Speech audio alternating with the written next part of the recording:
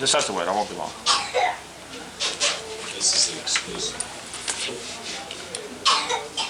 Sure. You want us to kill that in there? Yeah, why don't you, if you would, please.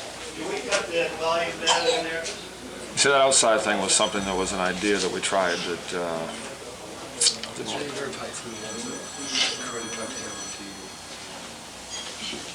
no, we're not going to give him any smoke today.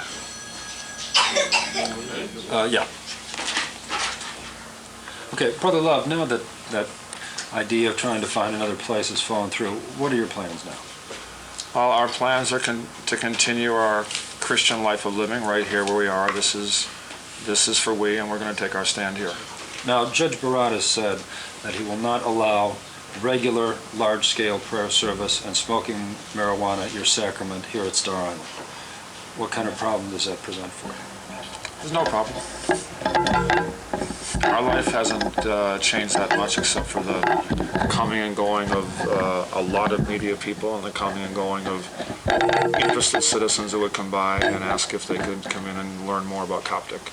That had been our intention in seeking some outside.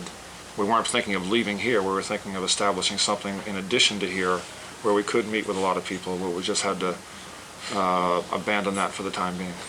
Well, what you're obliquely saying is, but not coming right out and saying this and not letting us film it, is that you really are continuing your Coptic lifestyle as the Bible has dictated to you. We are exactly the same as Daniel's brethren, Shadrach, Meshach, and Abednego in the lion's den and in the furnace. And how is that?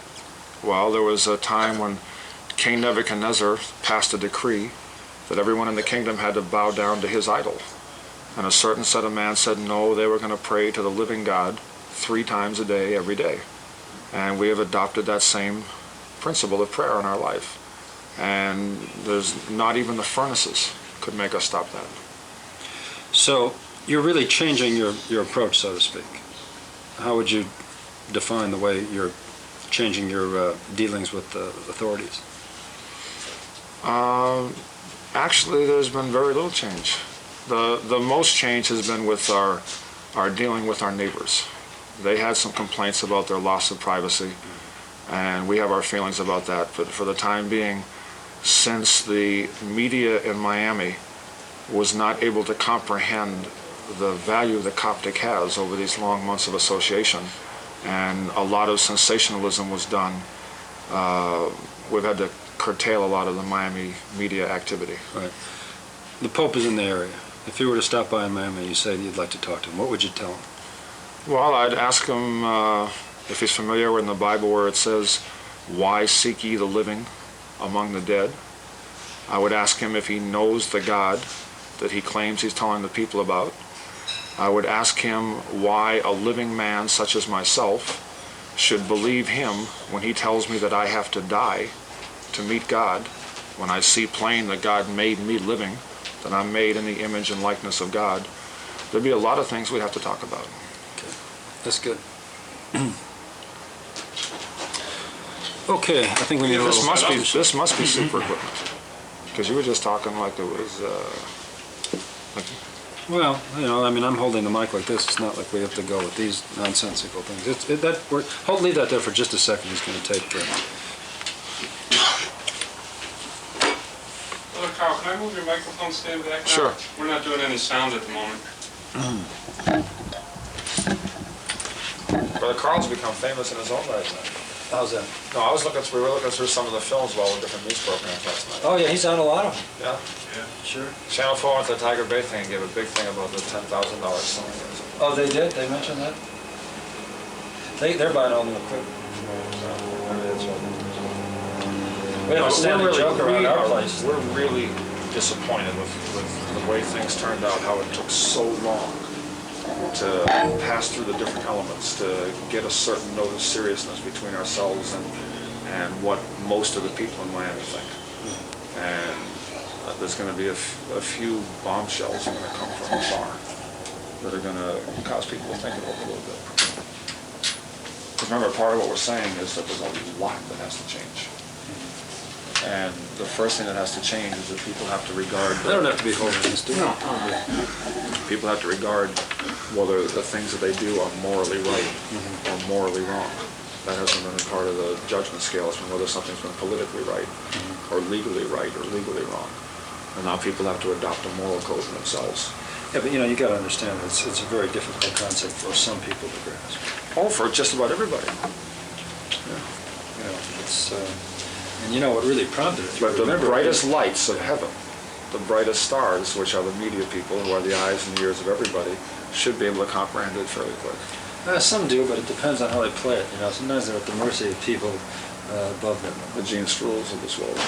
The Gene Struhls and the Dow Smiths and people that are. Did you see that program they had a couple of weeks ago on their Sunday night thing? With Dow Smith and Winkler and then some guy from the Herald or some Discussion program? No, I didn't see it. And they were talking about the Coptic What did they Church. say? One of them said, well, he said the zoning was just a cloak. He said it all boils down to whether or not a person in the state of Florida has the right to smoke marijuana. Yeah, which in And- effect it does. And Dow was talking about a constitutional test, and we'd be hearing about this for a long time to come. I think he's right. By Tuesday at the latest, we should hear whether the state Supreme Court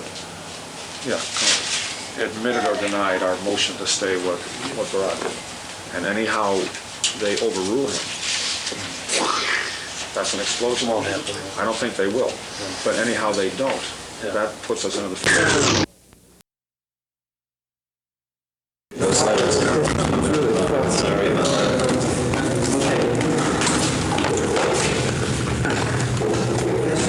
What I want to do is take a shot at him coming through that door. All the way up. Go ahead.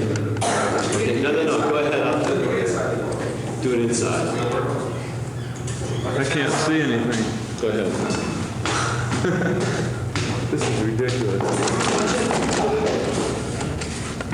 Take it easy. Okay, Carl? Yeah. Are you turned on? Okay, we're good. Yeah, I'm turned on. I filmed that whole You let thing. us know when you're ready. Turn on the light.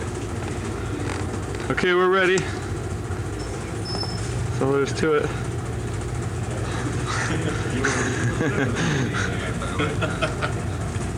Okay. Ready to kill.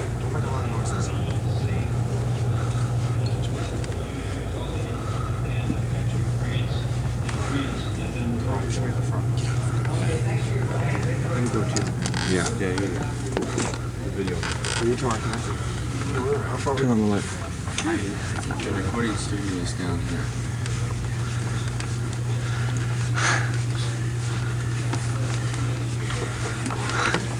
Is there sound on that? Yeah. Okay. It's in the front of the camera right now. Program director.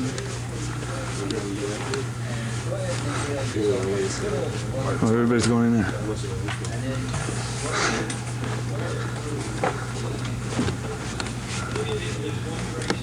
Better light it up. Better light it up. And blow it out, and you'll hardly see anything. Meaning he's filtered out 90% of the particulate matter. So if you're going to do this test on a handkerchief, be sure to don't inhale. Just take a big mouthful and blow it out. So there'll be some there. All right, let's get on with our next caller. Hi, this is Delphi. You're on the air. The waiting room. Here we are in this lounge. I didn't wake up everywhere I look. No one knows Their hands are up on It's all day. See, this is the imitation gold. Lou Rawls, back in Put this with them. Get off my Foxy. Dance with me. You want to get funky with me? Funk foot. The artificial gold. Dance with me. Thank you, bye-bye. What else is up there? I see Brother Love in here somewhere. Good evening. Where's your chicken? Ah, no. I'm shy, don't do This that. is the ICU network. This isn't for public. This is just for Good, ourselves. good. Can you come over here? It's only going to be one person talking, right? Yeah. Right. Okay, it's a really small room. Y'all can hear it in here. Yeah, they want to film it too. You just stand in the doorway or something. You guys gonna stand here? We're just up there, probably. you are inhaling through your nose. Now, when you do that, you irritate the microphone.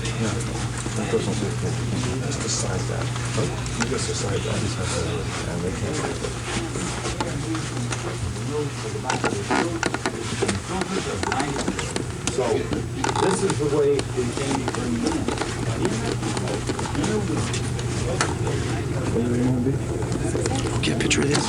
Headache, increased energy, sinus trouble, sometimes irritation from chemical agents. Are you just Brother Louv? Brother Louv, somebody on the end there, or just Brother Louv? Brother Louv of Ethiopian Zion Baptist Church. Okay. Love is all you need.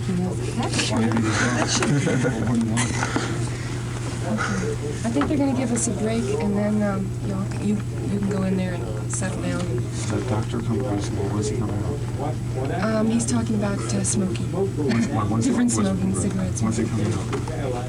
In about a minute or two. Oh, he's finished. His part is finished. Yeah. Oh, we're just ready to start. Okay. Shall I get that other equipment? Get me the microphone. Both of them? No, just the really nice one. That can clean itself by sweeping the mucus opens against gravity continually. And we have normally those kind of cilia there that eat like little tiny hairs towards the mouth. Cigarette smoke travels. Specifically to tobacco, and the clean indoor air proposal. We have another guest coming on in 30 minutes, a man known as Brother Louv, who is of the Zion Coptic Church, and will be here to talk to us about the Zion Coptic Church.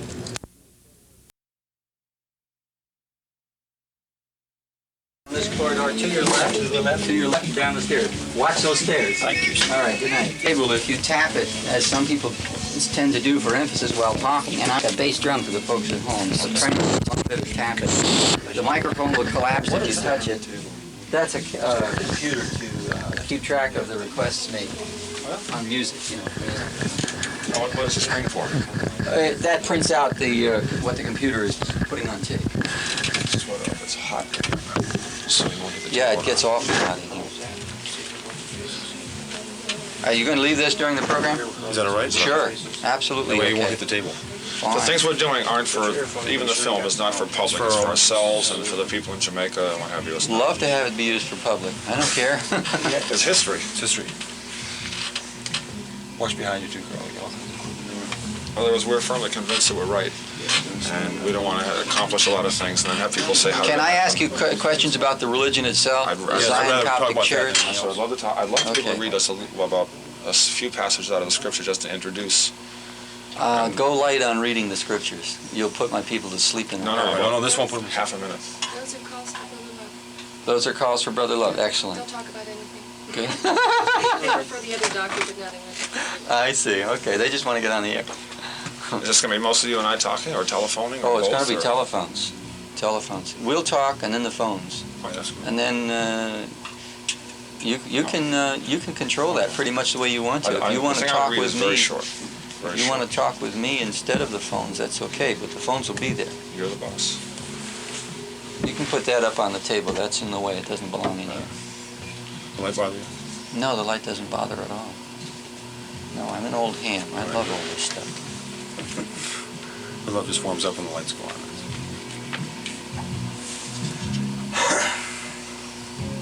I love what the light does to your hair. It reminds me of the angel hair we put on Christmas trees. It is. It is angel hair, huh? Man is an angel. First said the angel talked. Right. We sing differently than in a lot of different ways, more than just one or two. It's more than just the smoking. So I rejoice to talk about the nature of the doctrine and why it is. The two words Zion and Coptic are of interest to me. Ethiopian Zion Coptic Church. Oh, there are three words. I was missing the first one. Each of them carries understanding. Ethiopian Zion Coptic Church. Right. They all carry understanding, each word. Right. The Copts came from Egypt, didn't they? Originally. Yeah. Ethiopia. Weren't they an offshoot of the Jewish faith? No, the No, Jewish was an before that. offshoot of them. Ah. It's the oldest Christian faith. And Zion is a Jew. It has reference to Jewishness, doesn't it? Zion is heaven. Stand by. Zion, bless our dear Quiet, Father. quiet, please.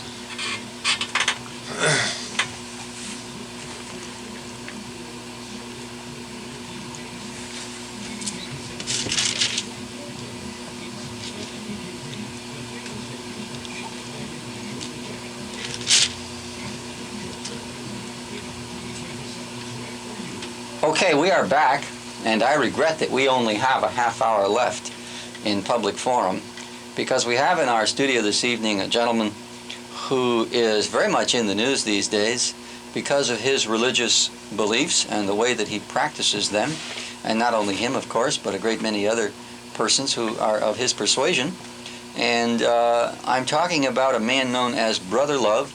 I'm talking about the Ethiopian Zion Coptic Church, and I'm talking about the current, what shall I call it, the current activity in the media about the use of marijuana by the members of that church.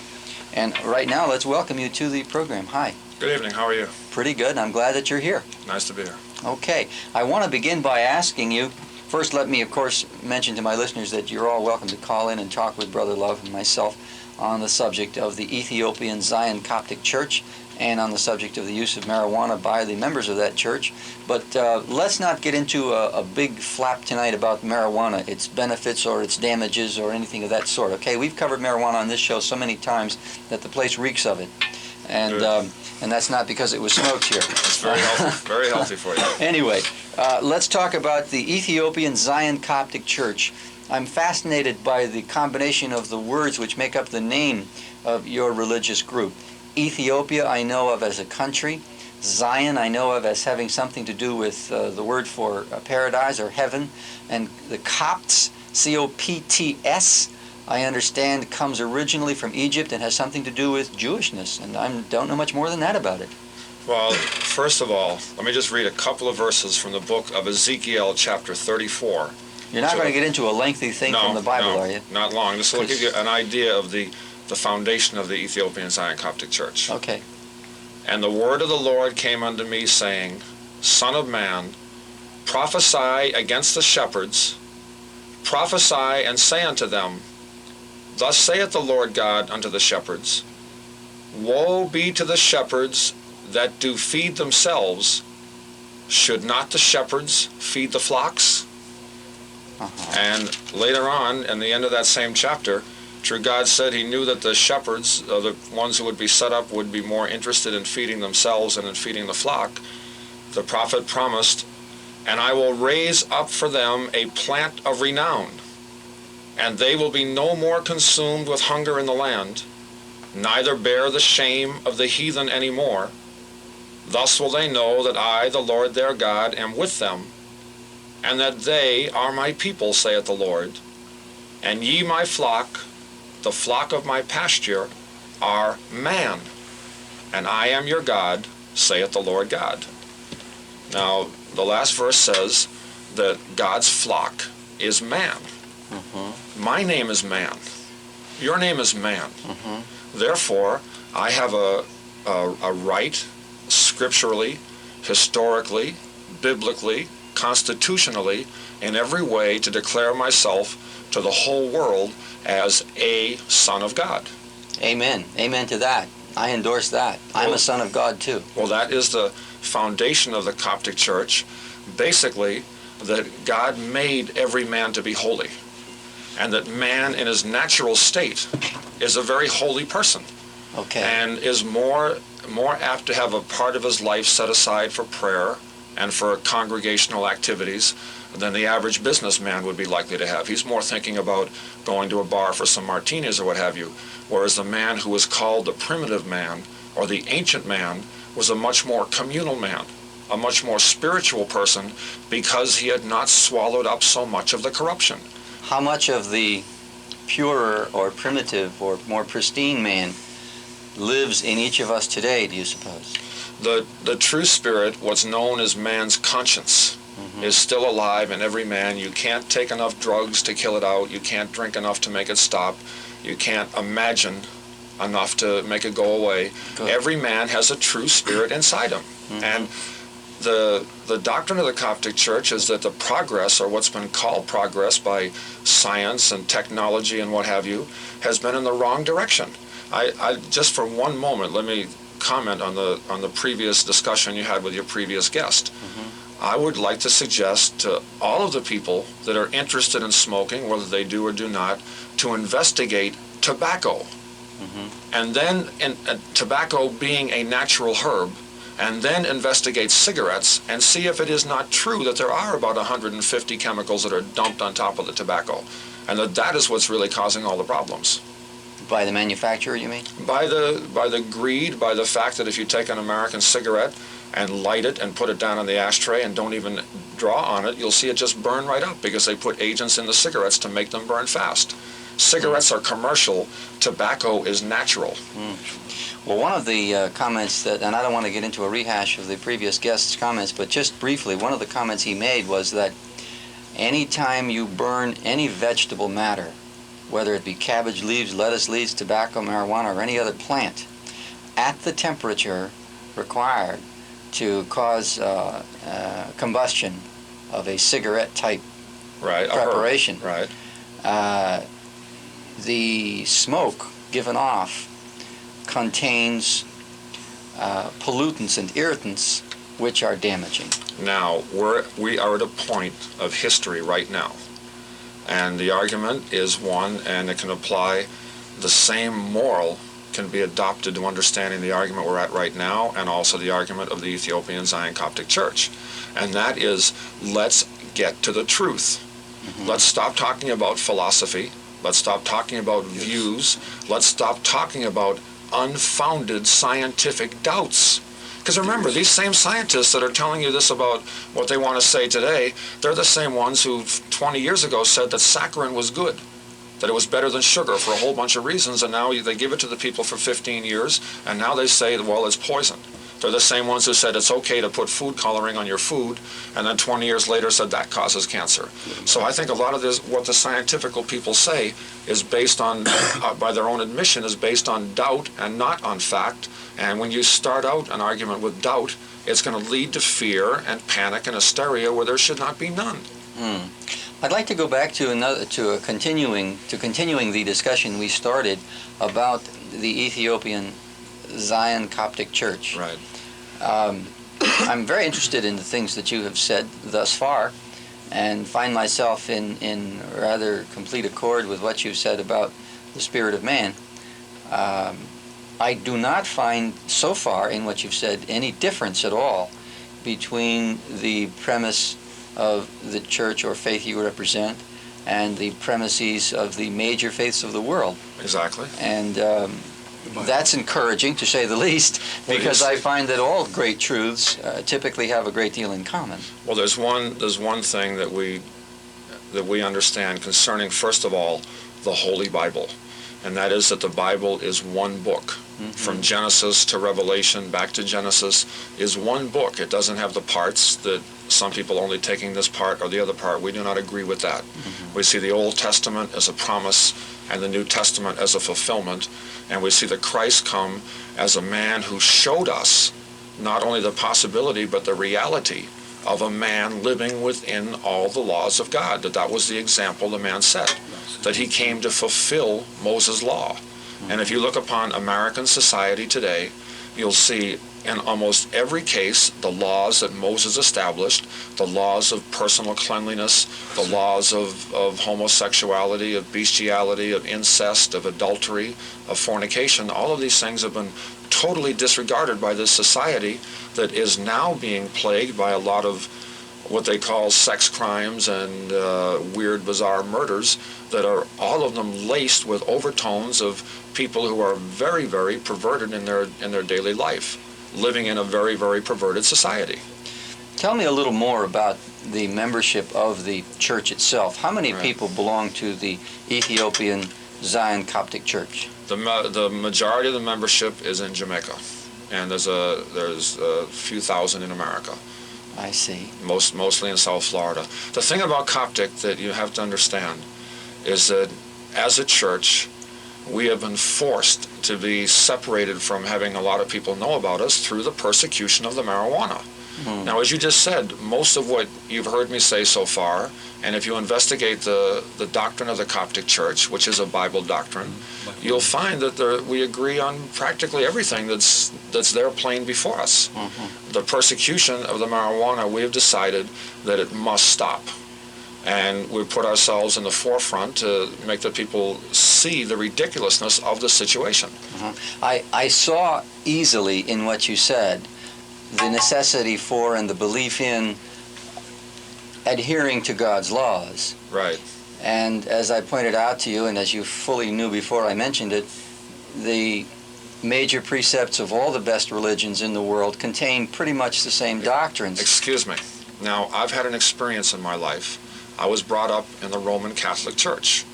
I'm not singling them out, but that's just what my parents happened to belong in. Yeah. And I heard people saying something, and I saw a lot of those people doing something very different than sure. what they were saying. Sure. There's often a wide gulf between what a particular faith teaches and what its so-called practitioners of that faith practice. Now, I know about Bible truths, and anyhow these men of religion repeat what's in the Bible, I will agree they're speaking the truth. Outside of that, I'm not aware of anything that you would call a great religious truth, because I look upon religions basically as commercial enterprises. Okay. The next question I wanted to get to concerns the use of marijuana within the church. Right. In what way is that germane or essential to the practice of your religion? On the first page of the Bible, in the book of Genesis, chapter 1, verse 29, the scripture says, "Behold, I have given you every herb bearing seed, which is upon all the face of all the earth. To you it will be for meat."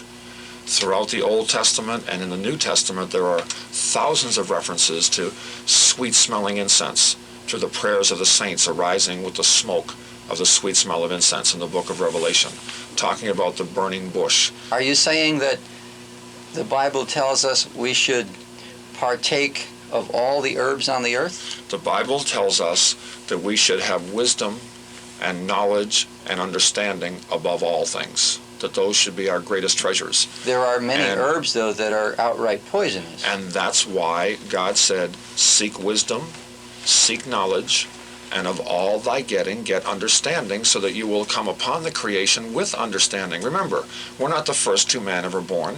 We've got 6,000 years of history to know from the history of our fellow man which herb is to smoke, which herb is to drink, which herb is to wash with, which herb isn't good to go inside your body but might cure some condition in your skin, which herb is not meant for man at all but might have some good effect for cattle. All of the creation has its benefits, and you have to use wisdom to understand it. I see. And the history of the smoking of the herb, of the particular herb called marijuana or called ganja, is a history of communal activity that goes back to the beginning, that goes back to Africa. Is there any further, I'm going to use language that I'm not really comfortable with because I lack better words at the moment, so excuse me if I sort of hit and miss. Is there any further or additional need, that's the word I'm not comfortable with, is there any further or additional need for the use of marijuana in the practice of your religion? It is my only communion. It is my participation in the atonement for my sins. Everybody talks about... You mean that it's sacramental? It is sacramental, and it is sacrificial, and it is atoning. Atoning? Yes, atoning. I think of atonement as a penance.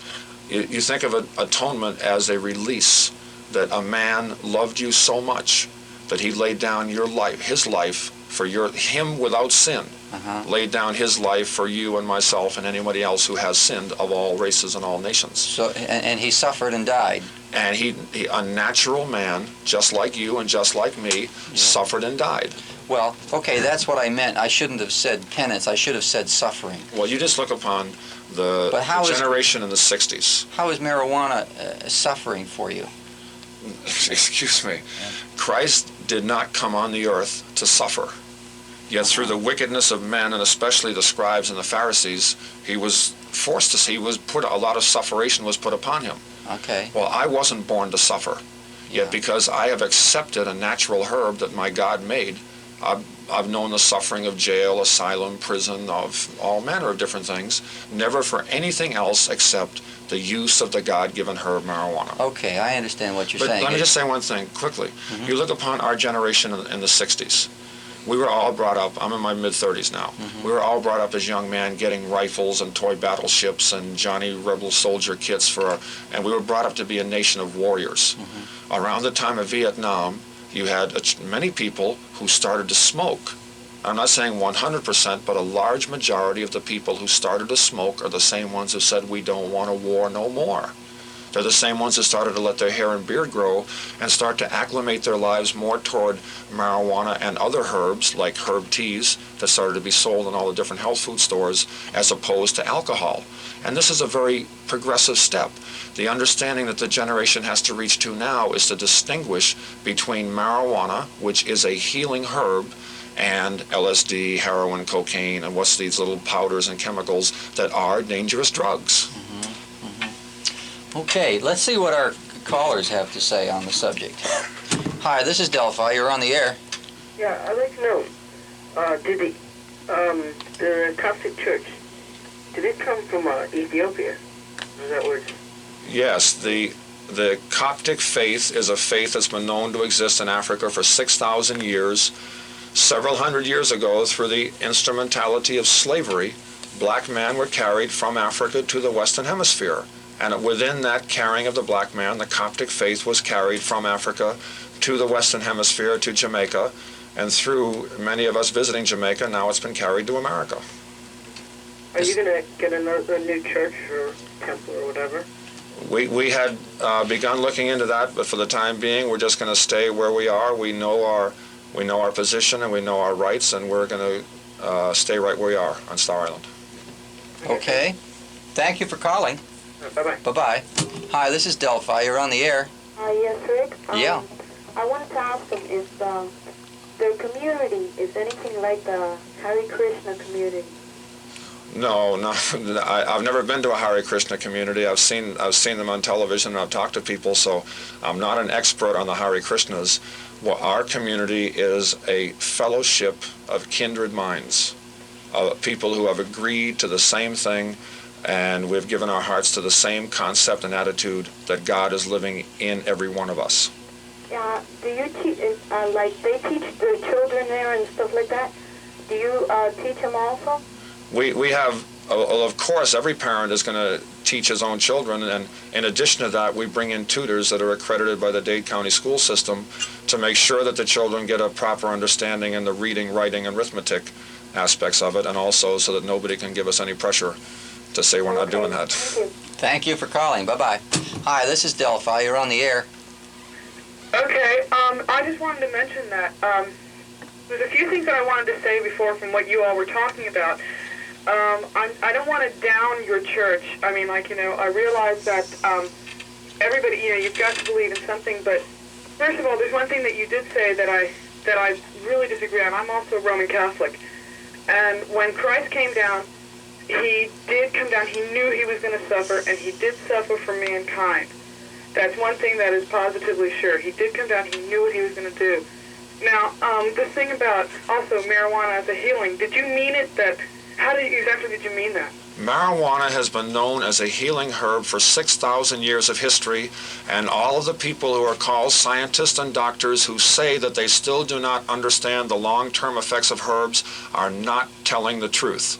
There's another set of scientists as equally qualified saying that they've traveled to places like Jamaica and to Africa and all around the world, and they have discovered the truth and the healing factors of the herbs.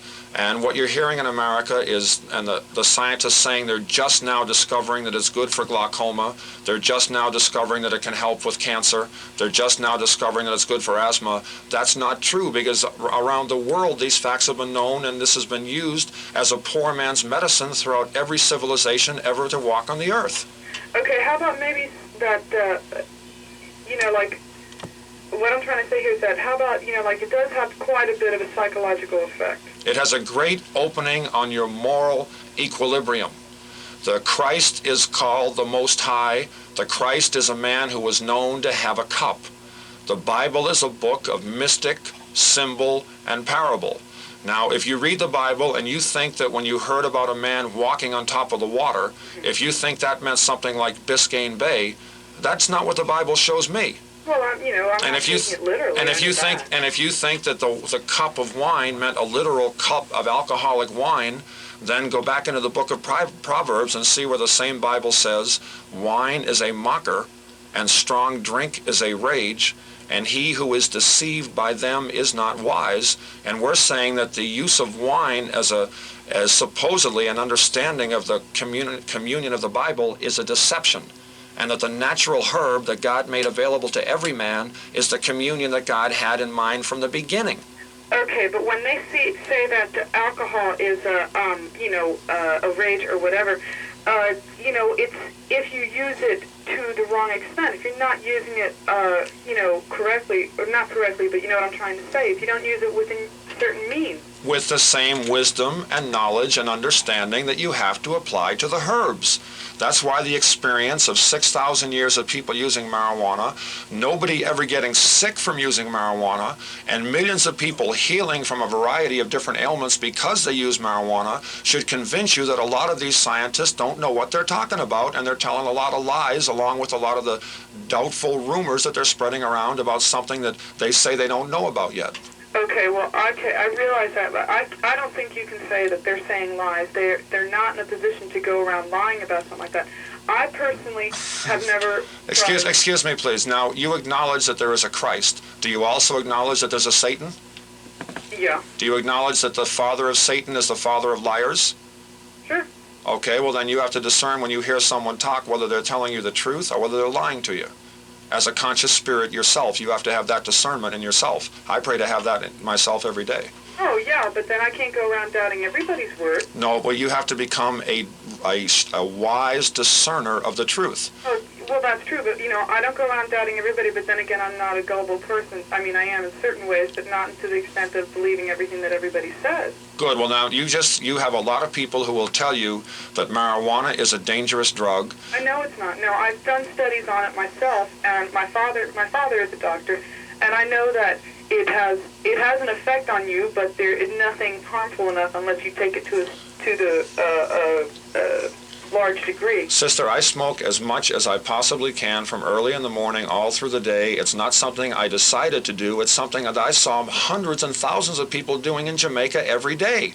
And they have been doing all their lives. And that's why I say these people who say they don't know this and they don't know that, I say they are lying, because many of them, even the commission that Mr. Nixon set up, they said they visited 46 different countries. They spent over $3 million or $3 billion, I forget how much, and they came back and they said that they were convinced that marijuana represented absolutely no threat to the public health, safety, and welfare, and then Mr. Nixon decided not to listen to him. And I say that was a political conspiracy. Well, I can't say whether it was a political conspiracy or not. It probably was in Nixon's case. I wouldn't know. Not Nixon, not that party alone, all of them, because it started back in 1937, so any one of them who has upheld the legislation. Remember, the Constitution says that the brightest, most clear point of all is that man is entitled to the right of privacy in his own home. Right. And unless the state can prove that they have a compelling interest, they can't just bust in your door and violate you and abuse you and carry you off to jail for doing something that they can't even prove hurts you, and they could never even believe to prove it hurt anybody else. They don't not have that right. They are wrong. And there have been unjust laws before, and they have changed. And there are millions and millions of people who smoked, millions and billions of people who have gone to jail and smoked while they were in jail and come out back again and kept on smoking as soon as they get out, because they know in their heart it's not wrong. The law against the use of herb is wrong, and it is evil. Right. Okay. I can see what you're saying there. Like, I'm not saying I have anything against it, like from your church or anything like that, but you've also got to remember that I don't know exactly, like, I don't know that much about design Coptics or anything, but I sort of get the feeling, tell me whether I'm right or wrong, I'm probably wrong, that what you're all trying to do here is not so much change the American society as to have them accept it and possibly go along. Sister, we're having to have the American society open their eyes to the fact that they've got a Bible in every courtroom. Most of every vow and oath and official ceremony they have the Bible there, and they make allusion to prayer. They'll bring in some parson or some man to come in and say some sort of a benediction. And the prayer will take about 2 seconds, and then you'll hear about politics, about military, and about economics for all the rest of the time. The leaders have led the people away from the truth into religion, politics, and commerce, and they have to get the people back to the truth. And I'm not saying you have to come to where I am and talk to me to know the truth. You should be able to discern that for yourself. I'm going to have to say goodnight to you, caller, because we only have about 5 minutes left. Okay, I'm sorry. That's all right. Your call was a very good one. I'm glad you called. Okay, thank you. Bye-bye. Bye-bye. Please excuse me. I got a cough suddenly. I don't think we're going to get to any more of the calls, and that's a shame because the switchboard is all jammed up with people who would like to talk with you. Perhaps we can have you back in another night and I'd get enjoy into that. this. All right, good. I will schedule it at your convenience for sometime in February or March. The rest of January is booked up. There isn't much left of January. We say that the marijuana issue is the most important issue in the state of Florida today. It touches every home. There's either somebody who smokes or somebody who wants to smoke or somebody who's puzzled why the people who they love smoke or want to smoke. So it certainly needs to be aired out, and for level-headed people to talk about it and reason and understand history and why millions of people feel the same way we do. The Coptics are not alone in this fight. Okay. I would like also to, when we do have you back, to talk some more about the church and its other aspects besides the use of marijuana. I'd like to find out how large it is and what its activities are. I think there's a great deal of interest here, and part of our commitment to our audience is to cover the topic of religion, which we do very rarely, as a matter of fact. I think this is the second time in a year and a half that I've had someone on to talk about religion. The last time was a rabbi, a very charming young man. Okay, are there any last words that you would like to share with our listeners before we have to say goodnight and get on with our next program? Yes, when you talk to any of the Coptics, we're talking about salvation. We're talking about the need for the people to wake up and to understand that they have to have a moral inside themselves to discern right from wrong. Moses' law has not changed. A lot of the direction society has gone into should be reviewed right now by our generation. We've reached an age, we're supposed to be coming into our own now. We have to decide whether we're going to uphold everything we see set before us or whether we're going to bring it back into the proper perspective first, and then go ahead. All right. Now, you're facing some litigation right now, I believe, right? We have sued the city of Miami Beach and the state attorney for the return of 9 marijuana plants that they illegally took from our residents. And there's supposed to be a hearing on that on February 5th. And it doesn't involve any zoning. It's strictly a matter of the police coming upon a property, not having any search warrant, and violently uprooting 9 marijuana plants, even though they were told it was our sacramental herb. So it's a question of the First Amendment. Does a person have the right to smoke herb in America? And we say yes. Well, this is quite a test, isn't it? The state of Alaska Supreme Court has already ruled that because of the sanctity of man's home, that there is no compelling state interest to justify policemen coming in with their big guns and their big sticks because somebody's sitting inside smoking some marijuana that God made. And we expect the same reaction in Florida. We expect Florida to become the lead state in the nation now, no longer in an underground capacity.